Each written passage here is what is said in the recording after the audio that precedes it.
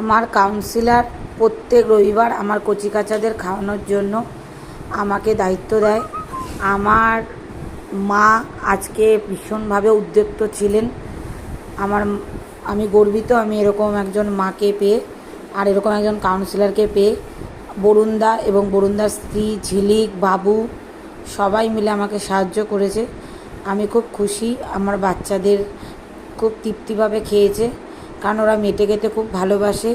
আমি only for 10-12 kilo মেটেই এনেছিলাম আরামবাগ থেকে, মানে আরামবাগ যায়নি, আরামবাগের একটা শাখা থেকে। আর 25 কিলো চাল। বেশ শান্তিভাবে ওরা সবাই খেয়েছে। নাই করে 700 থেকে 800টা ডগি খেয়েছে। আমি খুব খুশি যে ওরা খেয়েছে। আর এই অনুষ্ঠানটার দায়িত্ব আমার কাউন্সিলর আমাকে দিয়েছে।